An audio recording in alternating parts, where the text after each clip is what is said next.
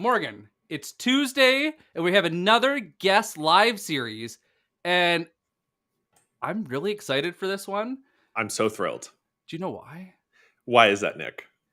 There's certain people on LinkedIn that just go above and beyond.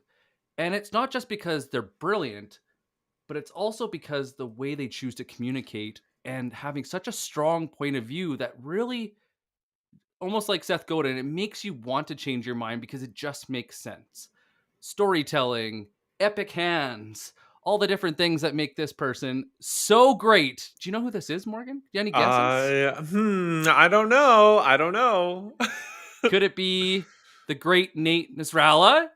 And then who else could we have today? I think we have a special guest named Kyle Asay from Qualtrics as well. 2 masters of discovery. Please welcome them to the B2B Power Hour.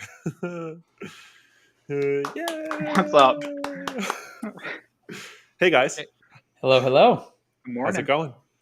Good. So guys, we have this tradition, and it's called the question of the day, and we love to go and throw it out to you guys. So it's something just to get to know our audience a little bit better, something not about work. So last week we had, what do you like better, dogs or cats?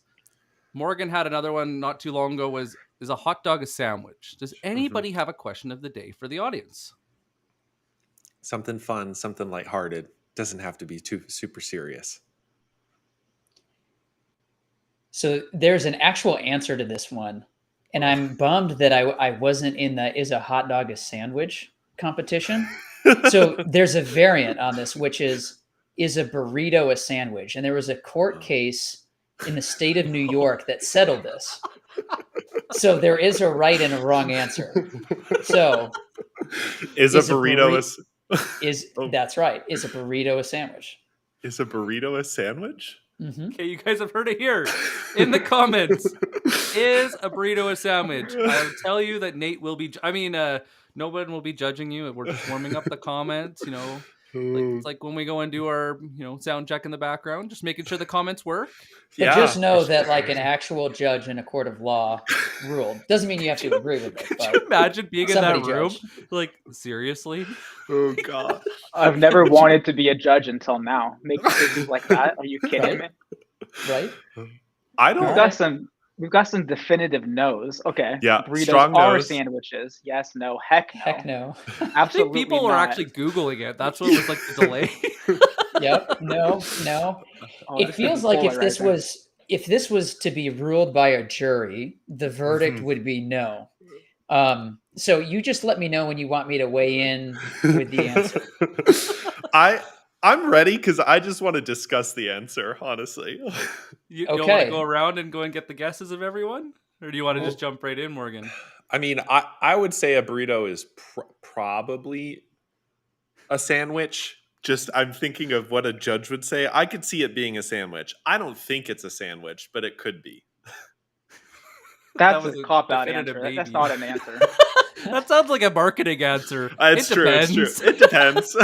Yeah, I'm gonna say yes. It's a sandwich. You've got substance between layers of a bread-like substance.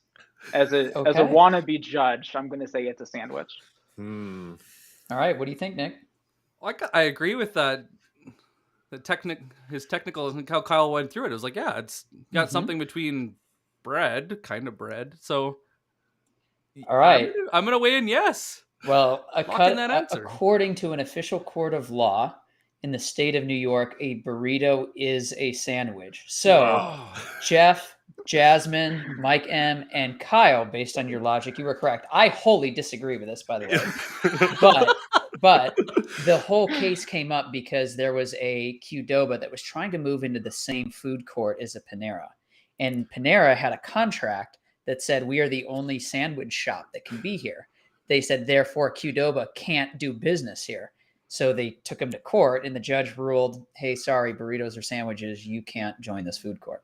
Goodness. Amazing. That's amazing. Well, all I heard, Nate, is that I'm right. So we'll just go with that. Correct. That's the important thing. Kyle got happy ears. Yeah. Goodness. There you go. Judge Kyle, as Thomas says. Yep. Well, thanks everyone for joining us this morning to learn more about the court of law in New York and its relevance to the state of whether burritos or sandwiches. I am excited, thrilled for this conversation, and I'm sure everybody here who's joining us live is as well, because y'all, I don't say this lightly. It may sound light, but like, y'all know your stuff. And I think that's why I'm super excited for today's conversation, because there's so much of your content, each of your content, and then also what you do in your day to day has such relevance for how sellers do discovery. And I'm so glad we get to sit down for the next power hour to talk with you all. So if this is your first time around here in chat, I mean, we want to hear your questions. We want to hear your comments. Like, this is your hour as much as ours. We've got questions. We have probably an inexhaustible list of them, but we also want to hear from you as we go through today's conversation. So Nick, where do you want to get started? The one thing that really impresses me with both of you guys is that most people jump right into tactics. And the one thing that you keep reminding me about is it's the mindset of the seller that changes the questions. And so I think that comes down to preparation for the call. So maybe let's start there. How do we actually prep for a discovery call so that it gets the most value possible? Yeah. Whenever I'm thinking about prep for any call, is how am I going to make this valuable for the buyer? I don't think very many buyers look forward to sales calls, especially not discoveries, because they're expecting to be grilled for a half hour, learn very little, and hearing questions that they answer all the time. And so, one piece of advice that I give my group is when you're preparing for a call, yeah, find the relevant questions to ask. Make sure you can go get an understanding of the buyer, but also make sure that you go in ready to teach the buyer something. My recommendation, especially for newer reps that aren't familiar yet with the industry they're selling into, spend as much time researching what you can teach your buyer as you do planning the questions. That will allow you to add a value, differentiate by how you sell, not just by what you sell, and be a, a pleasant surprise to a buyer that is used to just answering questions for a half hour. I agree. And I would add on that to say that oftentimes a first discovery call is preparation for future discovery calls, especially because today's topic is in the context of an enterprise deal. And discovery is not like a single stage or a particular conversation that you are done with and you check off. And so to build on Kyle's thought, the way that I think about preparation is first up front through research, you're preparing, in Kyle's words, some type of point of view, a hypothesis on, okay, this is how we can help. This is how we can add value to the account. And then you're beginning to validate, change, build on that in those first conversations as the process continues. And so preparation isn't only account research and what you want to teach them, it's ongoing, it continues. So I would say you never really finish your preparation because you're continuing to learn. Just as you're helping your buyers learn, to Kyle's point, you are continuing to learn and validate and develop that point of view in an ongoing way. Majaz just threw in chat what I was going to follow up to Kyle with, which is like, what are you looking for when you're doing preparation? Because if I'm a seller and I'm spending as much time preparing for the call as I am developing questions, what are the pieces of insight or information that I'm looking for in that time? Like, what should I be paying attention to? Yeah.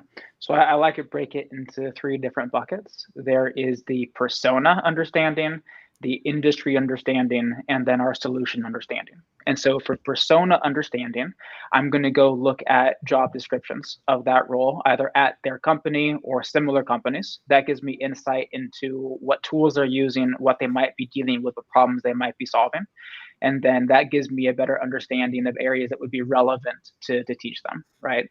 If I see somebody, if it's a VP of sales and they have Clary as a tool to use, I know forecast is top of mind. I want to go find something interesting about forecasting. That gives me a topic. Then for industry, I'm going to go look for relevant challenges in the industry that tie back to what they care about. So this might be Googling something like challenges with forecasting in the tech space. to go get more of a point of view that's industry specific.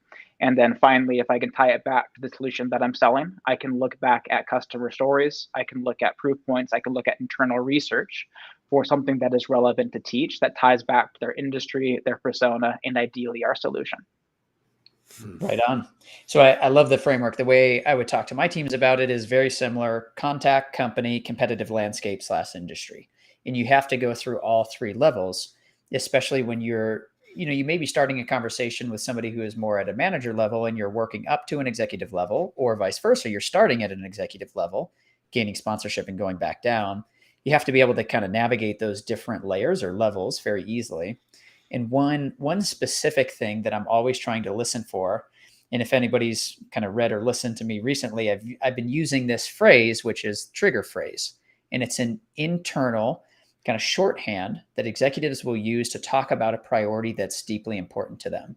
And a kind of a recent example, I was talking with the former CEO of SunGrid, Jim Franklin, and his thing was make the mail move. Everything in the entire company, in order to get ahead of competition, stay relevant, and every contact in this company was making the mail move. New product features, deliverability, user acquisition, it all came back to that. So if you can start a conversation and say, hey, I have a couple ideas for how we could make the mail move at SunGrid. I'd love to talk through that. That's like exactly what they heard in the last conversation at the last all hands. They heard it like 50 times, and they're going to go walk into their one-on-one and they're going to hear it again. They're like, what?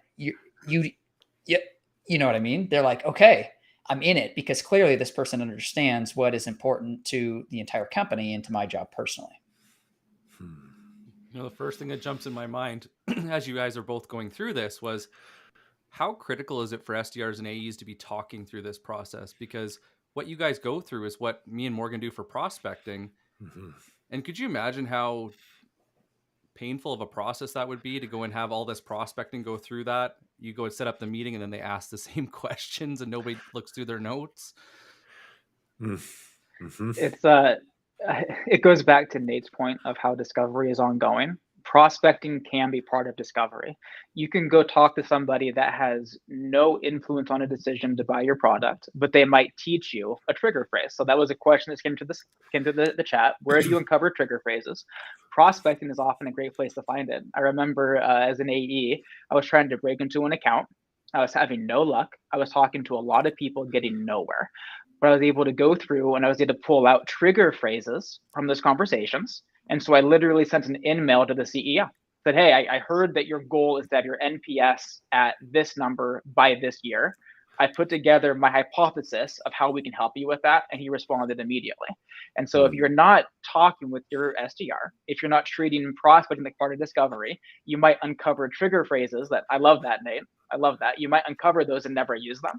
If you're uncovering them, use them, deepen the discovery. And now you're progressing the account even without a formal discovery call. And Kyle, I love that you just touched on this. What you did is you took those inputs and you wrote them down and shared them. And that is where I think there's a huge miss in discovery, is oftentimes it's all conversational. And there's a huge advantage to taking what you're uncovering, maybe through prospecting and what your SDR is finding, putting them down on paper, putting them in front of somebody and allowing them to react. Like in the example of the CEO, it was like, Kyle, we got to talk, because this just like hit the nail on the head. And what I find is when people see something written down and you're asking for them to either correct or confirm what's there, they're willing to go into far deeper context. And so at the start of every conversation, if there is some type of handoff, I like for there to be some documentation carrying the conversation through. And it just sets up a really productive way to continue unpacked and to find that person's point of view.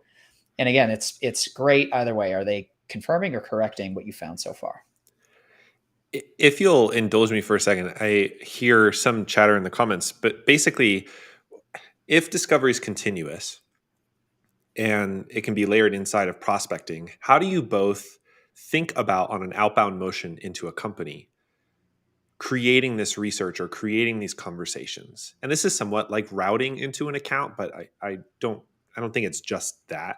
So when you're considering or thinking about getting into a company, how much research are you doing sort of asynchronously about the term, kind of out in the world? And then how much time are you spending finding different stakeholders, finding different people as a part of the company and learning from them to help inform either moving up the ladder or moving back down the ladder, depending upon how you run your enterprise motion. So I'll start there. There are a couple different ways to think about it. So first, you can spin your wheels all day long, continuing to build out the perfect account map and so on, and it's never going to be correct until you have some conversations. So I like to do just enough account research to figure out what am I going to say, inform, or bring to this account that would be totally weird to bring to another account because it's that unique. And at that point, I know that I've done enough to start having some conversations. And then what I'm trying to do is have conversations around a couple different points in the organization so that I can begin to triangulate kind of the real story of what's going on, especially if your product is such that you will need a couple different business units or types of people in the deal. Then don't have a single point of entry, start in more of a star pattern or a couple different places. So those would be kind of my first two ways to begin to break in or to start the discovery process.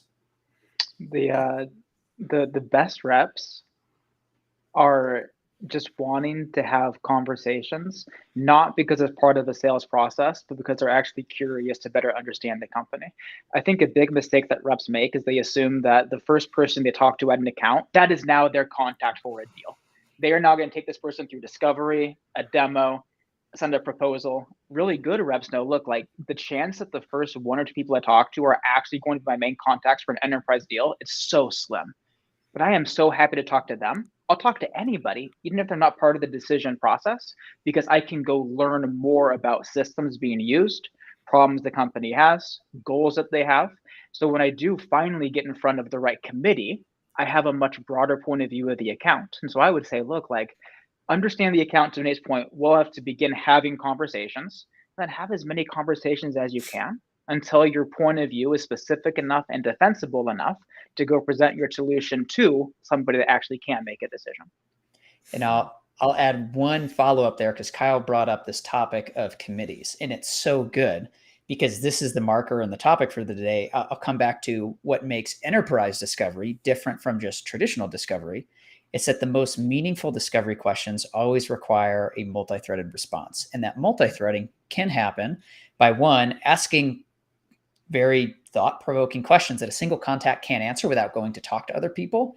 And it can be you, to your earlier point, Kyle, that a lot of people believe that this one contact is the one that is, I'm limited to, but that's not the case. You can also begin multi-threading across the different roles. So you can't leave that out when you're talking about enterprise discovery specifically. You will have to go deeper and deeper into different point of views across the whole committee.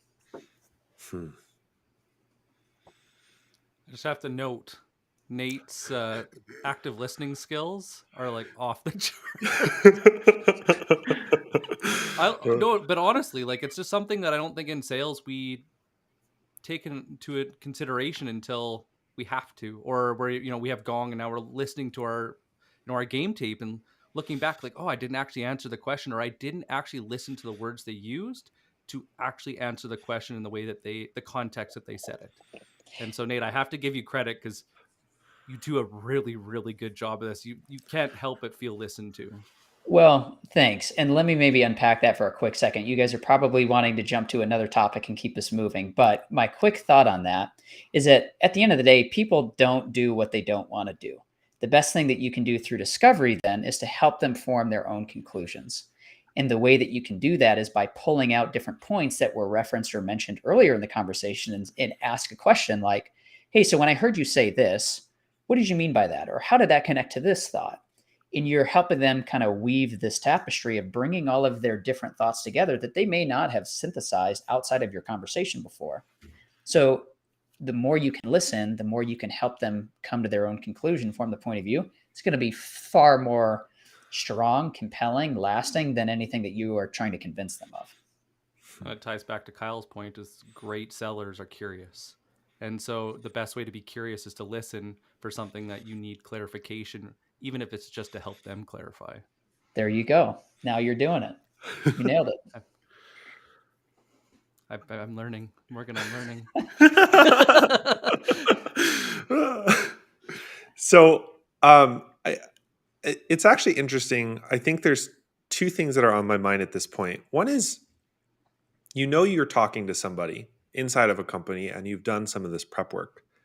How do you create a flow for that meeting? I know agendas for discovery get tossed around a lot, and I think, Kyle, this might be a passion project of yours, where we went through for our own personal reasons, and then also for another Power Hour show with the Beam team, we went through some discovery processes of ours, sort of doing a test drive of other companies. And I will say a lot of them look and sound very similar.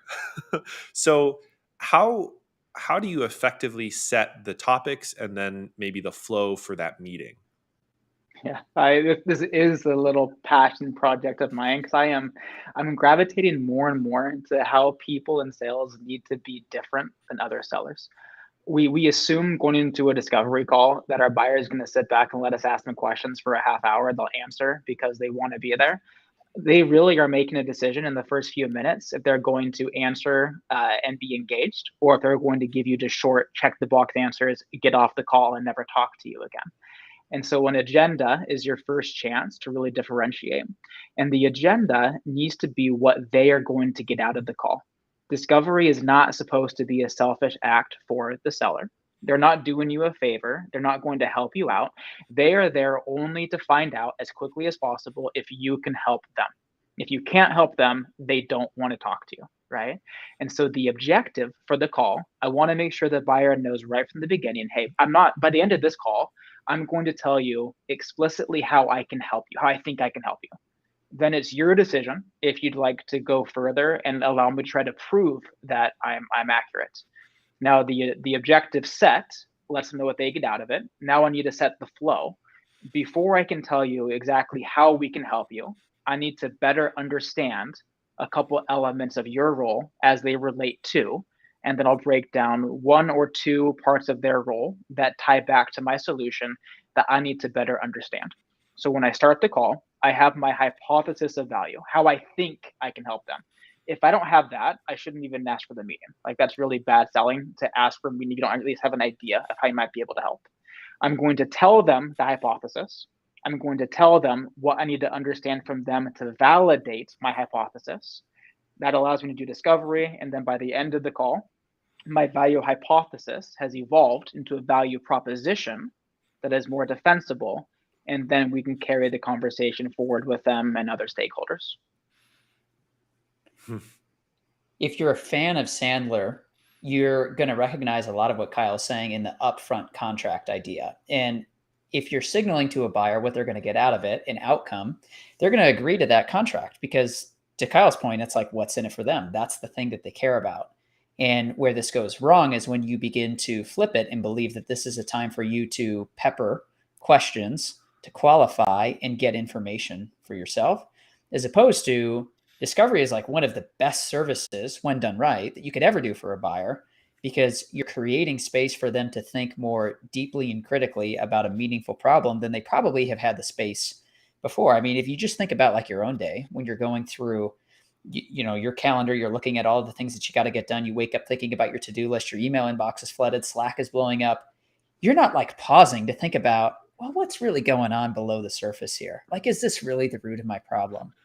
And to Kyle's point, if you want to conduct a very good demo that is concise, specific to what the buyer needs, different from any other seller, then you have to help unpack and uncover the root of the issue before you jump into it.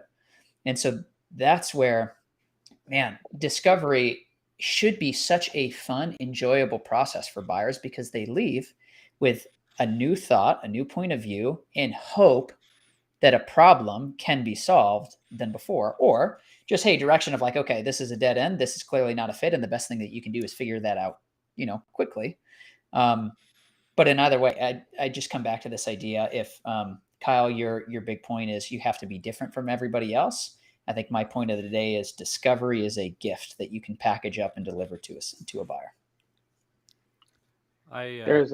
There's a question I think we should answer in the chat. What does an effective hypothesis look like versus a poorly constructed one, right? Great question. So let's, I always like to use Clary as an example for these hypotheticals because most of us understand forecasting and sales, and most of us are familiar with Clary. So if I'm selling Clary to a VP of sales, a poor hypothesis would be, hey, VP, I think we can help you improve your forecasting. I want to understand how you forecast, right? That is too vague, too generic, and it's not leading us down a specific path for discovery to better understand current process, current problems. A better hypothesis is, I believe that we can help increase your win rate by surfacing deals that may have otherwise gone unnoticed, while also helping you better call your number at the region, team, and individual level. Before we get to that point, I need to better understand how you are currently identifying deals that warrant deeper attention and how you are currently forecasting at the region, team, and individual level. It's more specific, it's tied to value, not just generic fluff like, hey, better forecasting. And it gives reasons for why I'm now going to ask deep questions about their process that otherwise you might be thinking, well, I don't want to answer all these questions because we're just going to end the call with you asking for more of my time. That's right.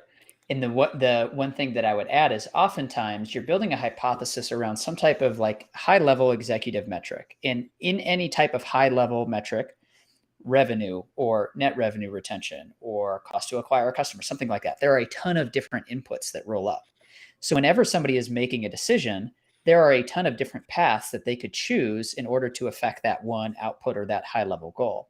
And so your hypothesis has to build in some type of specific approach that you can either confirm or invalidate. So for example, if you wanted to increase your NRR or net revenue retention, then your approach may say something like, we need to identify and surface problem customers before they spiral out of control.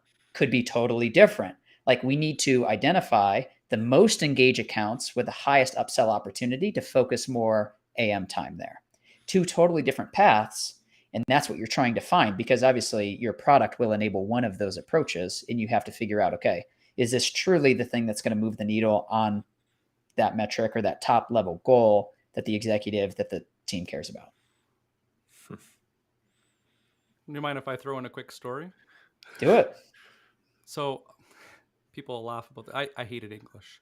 And high school, it was a big struggle to get through English because it just didn't seem relevant what we were doing. But then I had this teacher, ironically named Mrs. English, that gave me agendas that got me excited, which was a mind-blowing idea of like, how do you give a homework assignment that gets you excited? But she used to write them in a way that it actually added context to where I wanted to go. So she made me see the future in the project in front of me. And so when she first started doing it, it was really generic, and it was just an assignment. But then she started adding in layers the more she got to know me, that it made me see how the project was of real value, and it got me excited to do it. But it also opened up questions for me and clarification. So I was like, okay, do I actually understand what's being asked of me? Are we going on the same journey together, or are we going in different paths? And it added so much meaning to my homework that I was actually excited to go and do it. But it was the first time that I'd ever actually even asked questions about an agenda, or like started to visualize where it changed the whole game. And that's how I look at discovery, is those agendas, is from that experience in life, because it was such a game changer for me that the agenda was actually meaningful. So I love the language that you're using around journey, because and I was writing about this morning, every single buyer is on a journey, and they are starting where they are at today, some type of problem that is costing them something, and they're trying to get to some destination, a payoff, where they want to be tomorrow, their future state. And the more that you can, one, understand where they're at today, two, clarify where they're trying to go, and then three, the process in between, how you're going to move them forward, that's the service that you're doing as the seller to the buyer throughout discovery.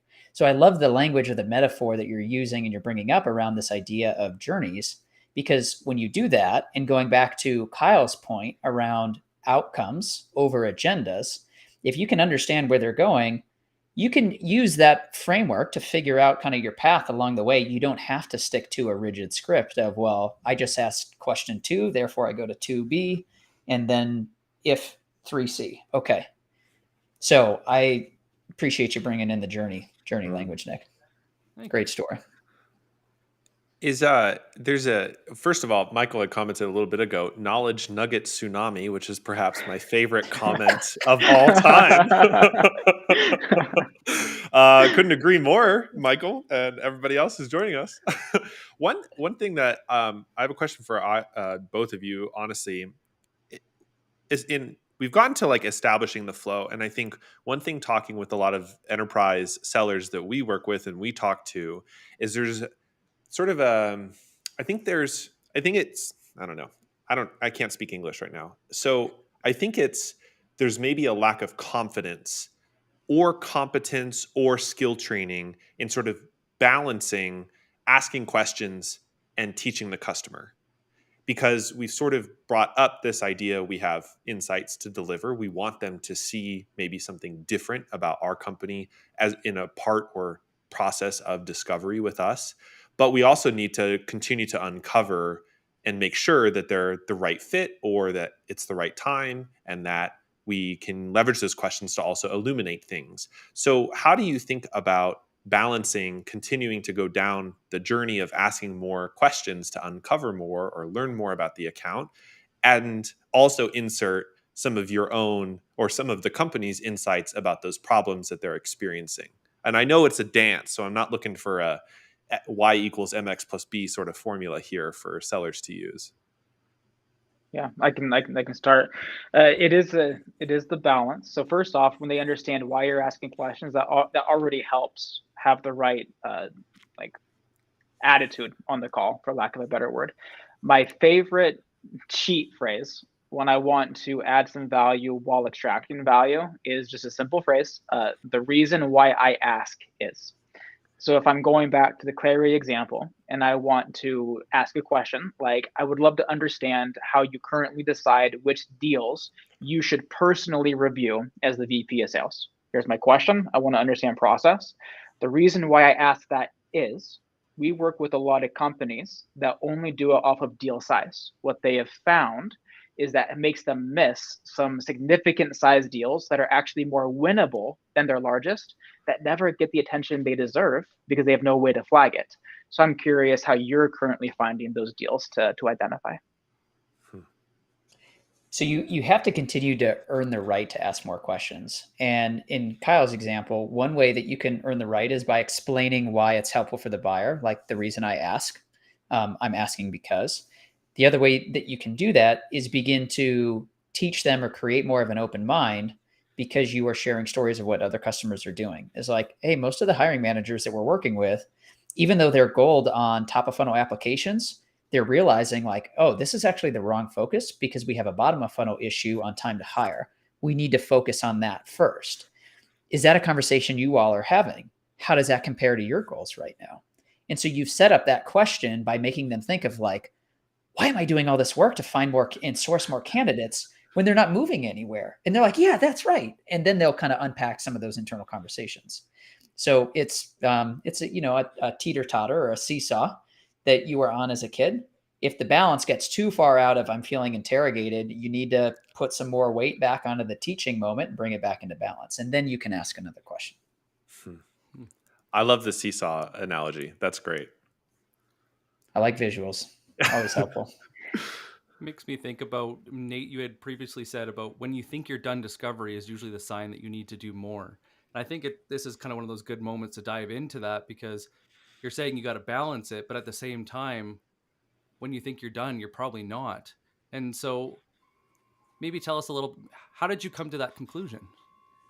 So it's this idea that it's not a stage in a pipeline discovery. It's a continual discipline throughout the entire sales cycle, because you are always going to have new, and again, in the context of an enterprise deal, you're always going to have new contacts and new stakeholders coming into the deal all the way down through the last minute. And so think about like you're going back and forth on red lines in a contract and you're getting into this death spiral. It's like, why is this happening? Was there a similar contract in the past where things went really poorly? I'll give you a very specific example of this. So we were building into a large deal, some custom content that we were going to create for a top 5 cable company. And their lawyers were getting very, very specific about copyright, about the content that we were writing and we're going to be delivering alongside the product. And in our mind, we were like, why? Well, one, you don't like own outright. This is things that we're creating and may want to resell or repurpose down the road. But why is this so important? Turns out that they had gotten into a years-long lawsuit over copywriting, and there was some like scar tissue built up around this. And so instead of going back to the legal team, it was by working with the champion that we actually understood that. She helped us she was one of the best champions that I ever worked with. She helped us come to some language with our legal team that she could go back to her team and say, hey, can we accelerate some of this? Here's the timeline that we're working on for this project. Can you approve this language, and does this work? And so when she basically helped to smooth over the deal, because we could understand, oh, got it, there's some history here that we didn't even see. And mind you, this was a deal that should have closed right at the end of Q3. This was Q3 2021, ended up closing the following January because of how long this redlining took. I did a poor job of figuring out, like, why is this taking so long? Because I didn't continue discovery all the way up until the point of signature, like the very finish line. So just an example to say it is definitely not a stage that stops at the top of the sales cycle, goes all the way down to the wire. Kyle, anything you would like to add? There's I'm not going to build on that because that was awesome. I do want to address this question though that just came through. An example from someone where a client came into a disco with a way of thinking throughout the conversation and changed. I'm going to give an example from a member of my team here at Qualtrics that just did this beautifully well. It was all the reps credit. So Brian, if you're listening, shout out to Brian. The client came in with a desire to do exit surveys for employees that leave, and they were insistent they would do it through phone interviews. At Qualtrics, we're a tech company. We don't really do a lot of phone interview type stuff. It's not super scalable, but that was one of their most rigid requirements. And we were the only vendor in the RFP that did not offer this service. What the rep did is he dug into why they wanted to do that. And their assumption was it would help them get more in-depth insights. So the outcome they wanted was better insights to understand why people were leaving. That would end up helping them reduce churn. His counter was, okay, what we're seeing right now in the space is people are very unlikely to complete in-depth interviews when they're leaving the company, especially one with high churn. Response rates are going to be extremely low. So what you're going to have is some in-depth insights from a very small population, which might lead you down a path of fixing problems that are very expensive that don't matter to that many people. And they're like, oh crap, yeah, that would be a disaster to go target a population. The most willing people to give in-depth feedback will have the strongest opinions, and we might go completely the wrong direction and hurt our company or waste money. So our proposition of, hey, what if we could get you almost as in-depth insights, improved analytics, and a much higher response rate, so you understand across the entire population what's actually happening. And so we went from being the vendor that should have not even been in the RFP because we did not offer the main required functionality or service, to winning the RFP because we changed the way they thought about exit interviews. That's criteria. A great story. Great stories all around. One thing I hear that we haven't addressed yet is the fairly common situation in which the buying committee continues to grow and grow and grow. And I know Challenger customer, however many years ago, said on average it's like 5.4, and maybe there's data today to suggest it's a lot larger than that. So how, as a seller, we've sort of, to tie the threads together from routing into the accounts and learning more about the accounts as you're talking and doing discovery with more stakeholders, but then also thinking about discovery as a discipline and not just a stage in the pipeline. How do you think through sort of strategically doing discovery as the buying committee continues to grow and grow? I'll just leave it there and see what happens. So Nate is world class at this. I'm going to have him answer, but I will let the team know that there is a definitive answer for how many decision makers get involved in a deal. It is always one more than you think it is, and they always surface at exactly the wrong time. That is guaranteed. Yes. Too many oftentimes. So the growing buying committee, in my experience, is a sign of dysfunction on the seller side, because what you haven't done is created enough structure or rigor in a decision framework to create confidence to move forward. So what ends up happening is buyers continue to kind of metastasize this committee, going out and pulling more people in. And it's this like collective disresponsibility. Well, like, I don't feel enough confidence to move forward and just execute on this yet. So let's get more opinions, more involvement, more people to own the potential for failure of the project. So it's a sign of high regret and low confidence in the buying process. And that's up to you as the seller to manage. So the flip side of how you begin to introduce this is you begin to ask questions like, hey, what needs to be true of this project for it to work? You're beginning to there's an exercise in decision-making science called the pre-mortem. You're putting the buyer into the future and you're looking back and saying, that was a total failure. Why did it go wrong? And you can audit and analyze and break all those things down, call it out into the open, increase the level of confidence. So the best thing that you can do is, number one, create more structure and rigor in the decision-making process to increase confidence. And two is help the champion assemble and clearly label roles on their committee. If there is no one person who at the end of the day is going to pick a direction amidst conflicting views, conflicting opinions, it's like the Andy Grove principle of disagree and commit. We're going to move forward anyway. Then the committee is just going to keep growing and likely end in no decision at all. For you, for a competitor, for anybody, the project is just going to blow up. That is so good. I can't wait to like write that out and think it through. How the committee grows because of dysfunction on the buyer side. What that made me think of is that likely happens when, as a seller, we're constantly asking, well, what do you want the solution to look like? What is going to be better? Like putting too much of the burden on them. And they're like, I don't know. What should the solution look like? I'm not an expert in this. Let's go get more people, more voices that also don't know what it looks like. And so that's why it's so important for the seller to have control of, okay, well, I know what the outcome should look like. I know what good looks like. I just need your help to make sure that we shape that outcome to fit your company and your processes. If you put too much burden on the buying team, they're going to expand because then they have lots of scapegoats for a poor outcome. And to Nate's point, they end up not buying it all. Love that. It makes me think even of like Blair Enns' rule that power in the sale is a relationship between desirability and desire, where if the buyer desires your solution more than you need to close them, you have power in the sale. And I wonder if some of that is a function of what we were just discussing, where if we can provide structure and clarity, we have not just the insights, but we're saying this is what we offer. And yeah, there's some room to like on the edges, on the margins, to adjust to your needs. But ultimately, we're coming here to solve this problem, and here's how we're going to do it. And however that gets navigated in the discovery boosts the desirability in the sale, where the buyer looks to you and says, what should we do?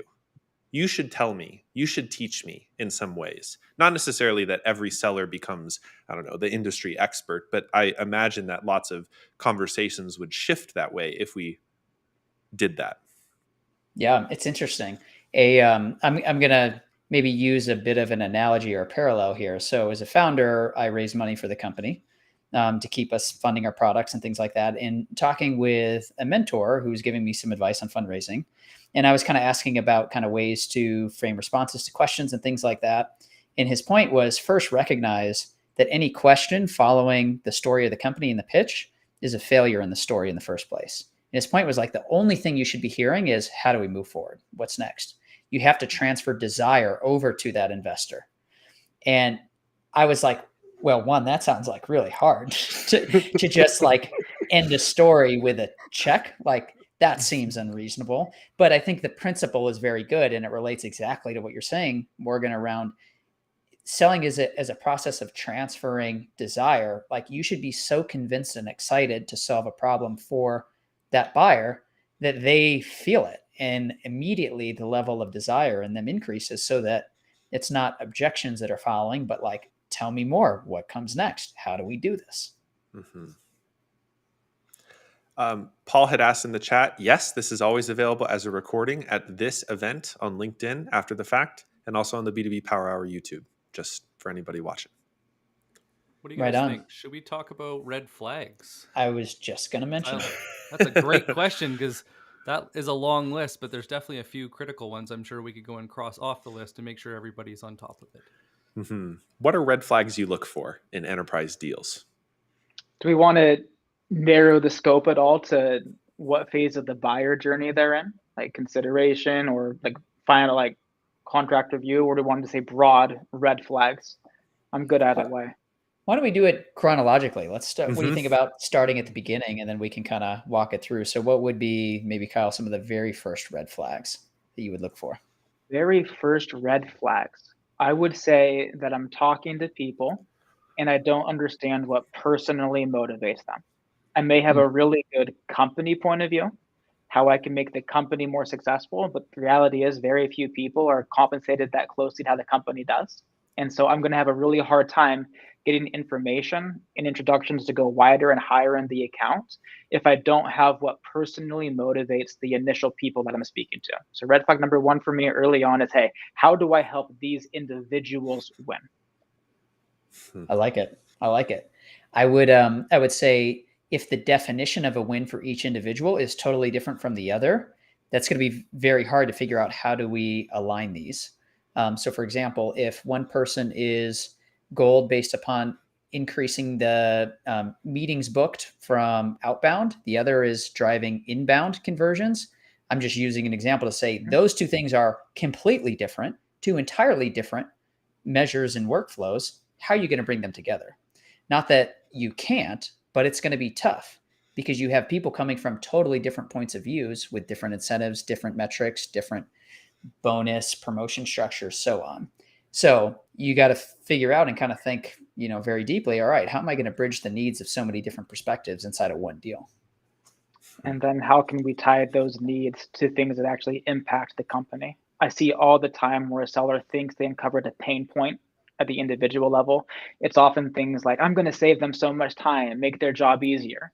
And so the gut check there is, well, how do we then transpose that to actually matter to the CFO, right? We just had this conversation this morning. Like, just because you're going to put out a fire doesn't mean you're putting out a fire that matters.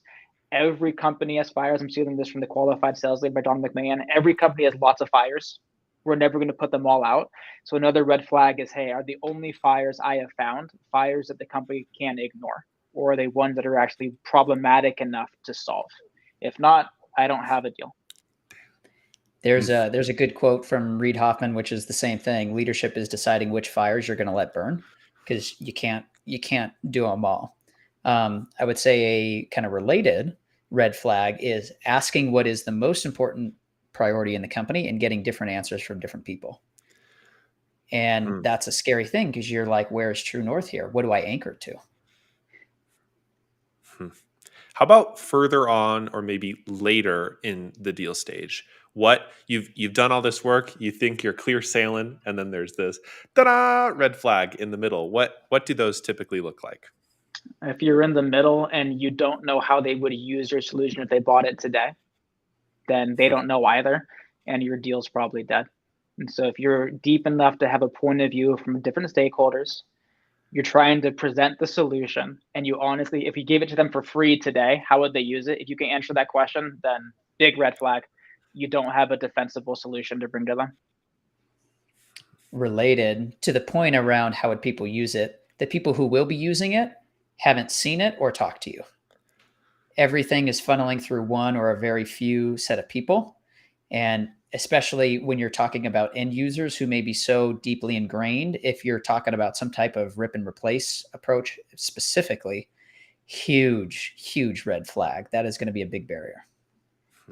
And then at the end of the deal cycle, usually after pricing is proposed, and again, this is all discovery because we're still doing discovery at this stage, right? So we're not cheating the topic by any means. At the end of the deal cycle, the biggest red flag is you don't know exactly what the next 2 or 3 steps are into closure. Because if you as a seller don't know exactly what has to happen, your buyer has no idea either. And so that becomes them telling you they're working on it. They're working on nothing. And you're just asking follow-up questions, just checking in. If you don't know what happens next, they don't know. Nothing's happening. Your deal is stalled.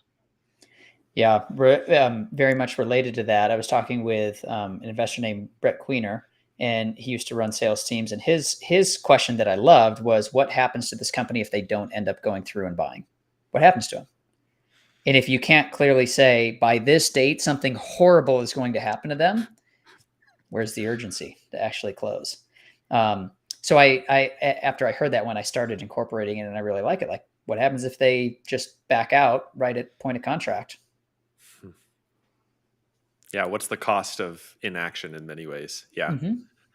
That's more important than ever right now, Nate. We're seeing across the industry so many deals that seem to be done getting blocked at contract signature because the CFO is saying, look, like, I get the business case, but if I don't make this purchase, if I don't spend this money as a company, we're going to survive. And right now there's a lot of big fires that actually threaten our chance to survive. So that is, if you're selling large enterprise type deals, if you can't answer that question, your buyer can't answer that question, their CFO is not going to approve the purchase.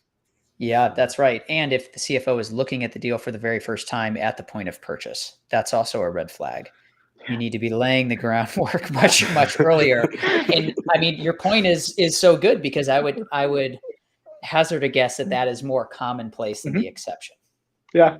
If the person that signs the contract is asking, what is this contract for, when you're expecting it to be executed, unless it's a $20K deal, Yeah. Right. You're done. Right. At best stalled. I mean, we're laughing. It's really not funny, because it's a horrible place to be as a seller. It's the worst. I'm laughing so I don't cry, Nate. Right. We're perhaps laughing out of the familiarity. I love it. It was an anonymous comment, but I see Musk Twitter. Like, yeah, you could be right at the finish line and have something go south. Exactly. Yep. Man, the other thing that actually came up, and I know we had talked about this a little bit before in prep for today, so I just wanted to bring this back, which is, we know from, I don't know, social psychology and a bunch of sales trainers, every seller is constructing a mental model of the account that they're working into. And basically, you could call it intuition. It's a mental model. It's just a way of us thinking about how the company works. So, Nate, you had sort of touched on this previously, but I didn't want to lose this thread, which is, how are you becoming confident in your mental model? I know that you had previously laid out some demarcation points, which is like, do I have a unique point of view that would be interesting to strike up a conversation? That's how I know my research phase is mostly done, and I need to jump in and actually talk to people. But as you continue to talk to people, how are you thinking about the company? Like, in some ways, I'm thinking tactical. Like, how are you bringing together all of this information? And as Nick often says, sales is a team sport. So maybe for both of you, how are teams bringing together this information so that there isn't one seller has one mental model of the way the company works, and then another person on the same team has a different model, and so they go different approaches instead of staying in lockstep? So a couple different thoughts. One, the best mental model is always based on reality. So that's the whole point, is you start with something and you're consistently updating it as you learn, and you're trying to match what is in your head to the reality of the experience, lived experience of your buyers. And there are two different ways to think about the model. One is just how the business operates, and then two, how you will affect or impact the way that the business operates. So splitting those apart on that first one, the best thing that I would suggest anybody do is go look at a driver tree. And a driver tree links together all of the different metrics inside of a business in a causal relationship. So for example, if you're talking about leads generated, what are the inputs to generate those leads? Is it number of site visitors times conversion rate, right? You have to understand, how is the business actually operating for this person? So that's number one. Do you understand the reality of how the business works? The second one is then, how will you impact the business? And I actually posted a very simple visual for this morning, which is the journey framework. And it's, where is your buyer today? A problem. Where are they trying to go tomorrow? Some type of payoff or an outcome. And what's the path or the process that connects the two? And how are you going to move them along that? And that's where you can begin to then insert your hypothesis around, okay, this product moves them forward in this way, and we need to take them down this path. So two very basic ones. But I just come back to, the best mental model is never static. Discovery is the mechanism that updates it and helps you match it to reality along the way. Kyle, did you have anything to add to that? I love the format Nate just walked through. I would say that there's a lot of different ways you can think about it, both simple and complex. The main elements are you need to understand why, as a company, can they not keep doing what they're doing? How is our solution going to improve upon that? How does that tie to individual goals and company goals? And then the only thing I would add to what Nate walked through is being able to answer the question, how are you different and why does it, and how can you prove it? Because at the end of the day, there's always going to be competitors that are going to be claiming to influence the exact same drivers that you claim to influence. And so your buyer is just sitting there saying, just how are you different? How can you make me feel confident that those differences matter? If you can layer that on top of that and it's evolving, then you have a pretty strong deal. I just got to add, Kyle raised such a good point there on how can you prove it? And that is also a piece of discovery. You need to be able to tie, if you're going to do some type of proof of concept or proof of value exercise, you need to tie every objection that you've heard to that one very specific point that you need to prove, because that is another thing that can draw out deal cycles, is a very kind of long and wandering proof of concept. So what is the one thing that ties in or summarizes all of their doubt because of what you've heard? And can you build or create a proof of concept that is different for that person because it is laser specific and focused on proving the thing that they don't have an answer for? So we hadn't talked about that point. So Kyle, I'm so glad that you brought it up, because especially in the context of an enterprise deal, I imagine a lot of people are having to prove it along the way. Mm-hmm. So good. we have like the most like, this is the mark of good discovery. You just hear some silence and some like, that's interesting. I hadn't thought about that. Mm-hmm. And I feel like we have some good like natural pauses in this session, because that is kind of the pace that you want in a discovery call. Is like, oh, well, that's an interesting thought. Let me think about that. Makes sense. They come back with an objection right away, or they already have an answer. Then you haven't hit on that insight that got them thinking. There you go. That emotional intelligence element. Nick, or actually to anybody, I don't know, I'll just punt. Is there something on any of your minds that you want to ask each other? I know Nate and Kyle are sort of LinkedIn homies, so here we are in a live show. Like, do you want to ask each other something? Yes. So on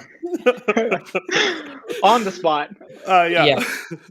So here's my question for you, Kyle. When you have a rep who comes to you, and I'm putting you into the VP as opposed to the AE seat, which you live every day.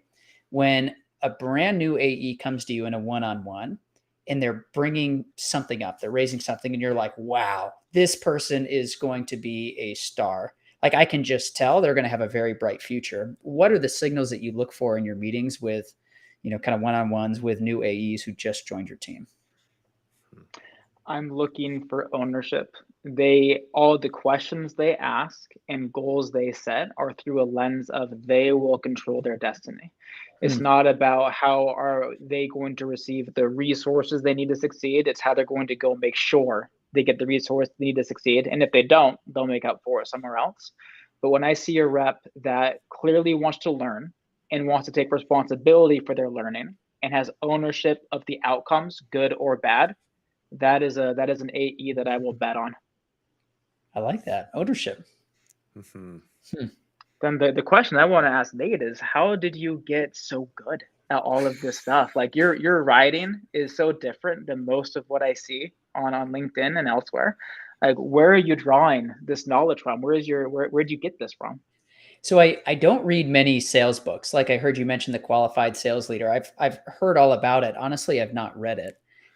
What I tend to do is I read a very wide kind of set or different types of genres. And then by analogy, I think about, okay, how does this apply to sales? Because I believe at the end of the day, you're working with humans, and good sales practices all are rooted in or based in an understanding of people. And so, man, I read everything from, actually, Morgan and I had a drink last week. He recommended a new book that's called Falling Upwards, more on the philosophical bent. And I've already started kind of thinking about it. Kind of breaks down the different stages of somebody's personal evolution. And I'm like, oh, this is very interesting. Can I begin to think about where people are in their stage of growth journey using this framework in a sales context? So I tend to learn and reason by analogy.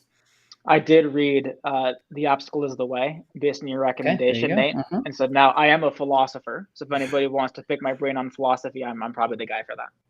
That's awesome. I love that. And it's a good book. A great book. So I'm just kind of, stunned speechless for this power hour because somehow we're already at time, and it feels like it's been simultaneously not at all time, a lot of time. And I've also learned so much from you both. I know we all have here today. Our chat feeds have been exploding. So thank you to both of you for sharing your wisdom and your insights. And I'll just do the softball throw out.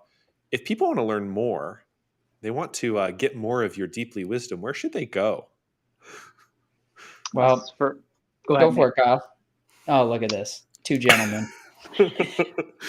I'll say for both of us, LinkedIn. Like, that's how Kyle and I got connected, how I met Morgan, Nick, LinkedIn. So find us on LinkedIn. And then you can also check out, I write long form posts every 2 weeks that go out on our newsletter, fluent.io/blog. Nice. LinkedIn, I post most days, and then salesintroverts.com is where I post my paid content. Awesome. Well, thank you both so much. And Nick, do you want to close this out? Yeah, first I just want to say thank you. I will definitely be listening to this at least 3 times and taking notes, because there was just so many good bits in here. And so thank you guys so much for walking us through all of that. And I have to say, it's 2022. It's no longer acceptable for us to suffer in silence. So anyone, if you need help, you're struggling in sales, you don't have to buy anything from us. These are 2 great leaders in the space that you can reach out in the DMs and ask your questions, or jump in the comments for support. You don't have to go at this alone. So get the help if you need it. And thank you so much for joining us. And we can't wait to see you on Friday. Take care, everyone. Bye. Thank you all.